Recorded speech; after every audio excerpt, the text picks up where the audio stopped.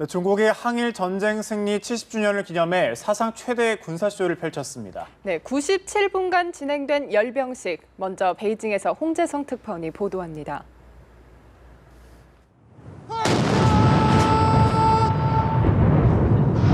세계를 향한 사상 최대의 군사 굴기쇼는 베이징 현지 시간으로 오전 10시 정각 시작됐습니다.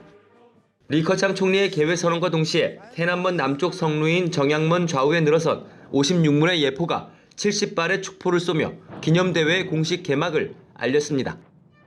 그 사이 국기 호위대가 광장 북쪽 국기 개양대를 향해 121보를 걸어가 오성 훈기를 개양했습니다. 시진핑 주석은 15분가량의 기념사를 마친 뒤 엄숙한 표정으로 무게차에 올라 부대를 사열했습니다.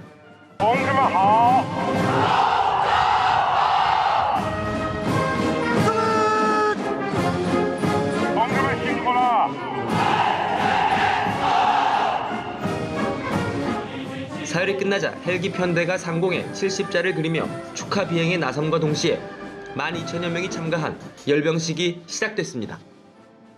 항일 노병부대를 선두로 3군 의장대와 10개의 항전 영웅 모범 도보부대와 외국군 부대 등이 뒤따랐습니다. 지상 돌격 부대와 방공 미사일, 해상 공격, 전략 타격, 정보 지원, 후방 지원 부대 행진이 계속됐고 대륙간 탄도 미사일 ICBM을 비롯해 재래식 미사일 등 500여 대의 무기 장비와 200여 대의 군용기가 동원됐습니다. 둥펑 21D와 둥펑 26 등 중거리 미사일이 최초로 공개됐지만 관심을 모았던 둥펑 31B, 둥펑 41과 같은 최신형 전략 핵미사일은 모습을 보이지 않았습니다. 지상 퍼레이드에 이어 열병식 블루라고 불릴 정도로 맑은 하늘을 배경으로 젠 15를 비롯한 전투기와 공중 조기 경보기, 무장 헬기 등도 대거 선을 보였습니다. 1시간 반가량 펼쳐진 열병식은 리커창 총리의 종료 선언으로 막을 내렸습니다. 베이징에서 연합뉴스 홍재성입니다. 네, 중국의 전승절 기념 행사가 진행되는 동안 박근혜 대통령의 위치는 시진핑 중국 국가주석을 중심으로 4번 바뀌었습니다. 네, 중국이 박 대통령에게 각별한 예우를 하면서도 전통적 우방국인 러시아와의 관계를 고려한 끝에 나온 조치로 분석되고 있습니다. 김혜영 기자입니다. 전승절 기념행사가 시작되기 전 단체 기념사진을 촬영하는 모습입니다. 박근혜 대통령은 시진핑 중국 국가주석의 부인인 펑리웨이안 여사를 사이에 두고 시 주석의 왼편에 섰습니다. 블라디미르 푸틴 러시아 대통령은 시 주석 오른편에 자리했습니다. 이에 앞서 박 대통령은 행사장에 입장하면서 시 주석 내외와 기념사진을 찍을 때에는 시 주석의 오른쪽에 섰습니다. 박 대통령은 단체 기념사진을 촬영한 후에 시 주석과 다른 정상들과 함께 선두에 서서 성루로 올랐습니다. 시 주석 오른쪽에는 푸틴 대통령이, 왼쪽에는 박 대통령이 서서 나란히 계단을 올랐습니다. 그러나 잠시 뒤 성루에서는 박 대통령의 위치가 또 바뀌면서 푸틴 대통령을 사이에 두고 시 주석과 나란히 섰습니다.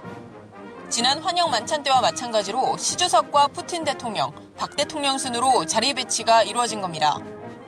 성루에서 박 대통령의 자리가 시 주석의 오른쪽 두 번째에 마련된 것은 우리로서도 괜찮은 자리 배치라는 게 전문가들의 분석입니다.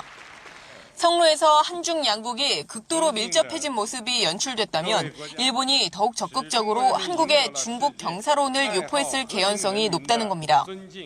이처럼 박 대통령의 위치가 계속 바뀐 것은 중국이 박 대통령에게 각별한 예우를 하면서도 전통적 우방국인 러시아와의 관계도 같이 고려한 결과로 풀이됩니다. 성루로 이동하거나 단체 촬영을 할 때에는 박 대통령이 시 주석이나 펑 여사 바로 옆에 자리하도록 한 것도 나름대로 배려한 것 아니냐는 분석이 나옵니다. 연합뉴스TV 김혜영입니다. 네, 시진핑 중국 국가주석이 병력 30만 명을 감축하겠다고 밝혔습니다. 바로 열병식 기념사를 통해서인데요. 네, 중국의 군사 대국화에 대한 미국과 일본을 비롯한 아시아 주변국의 우려를 의식한 것으로 보입니다. 계속해서 성승환 기자입니다. 대륙의 중심, 베이징의天安門 성루에 오른 시진핑 중국 국가주석. 항일전쟁 승리 70주년 기념 열병식 연설을 통해 감군 계획을 전격 공개했습니다. 시 주석은 인민해방군 병력 30만 명을 감축하겠다며 인민해방군은 조국의 안보와 인민을 보장하는 동시에 세계 평화를 수호하는 신성한 사명을 띠고 있다고 밝혔습니다. 그러면서 중국은 영원히 패권주의를 추구하지 않고 확장을 꾀하지 않을 것이라며 중국이 겪은 전쟁의 비극을 다른 민족에게 강요하지 않을 것이라고 말했습니다. 중국의 군사 대국화 움직임에 대한 미국과 아시아 주변국의 우려를 염두에 둔 발언으로 보입니다. 시 주석은 전쟁은 거울과 같아 평화의 중요성을 일깨운다며 현 시대의 흐름은 평화와 발전이라고 강조했습니다. 하지만 세계는 평화롭지 않고 전쟁의 다모클레스의 칼은 인류의 머리에 드리워져 있다며 결연히 평화를 유지해 나갈 것이라고 천명했습니다. 시 주석이 인용한 다모클레스의 칼은 하늘의 말총에 매달린 칼을 의미하며 절박한 위험을 상징합니다. 시 주석은 처음은 누구나 노력하지만 끝까지 계속하는 사람은 적다는 의미의 미불유초, 선극유종이라는 표현을 언급하면서 중화민족의 위대한 부흥을 실현하기 위해서는 세대를 이어가는 노력을 기울이겠다고 밝혔습니다. 연합뉴스TV 성소환입니다.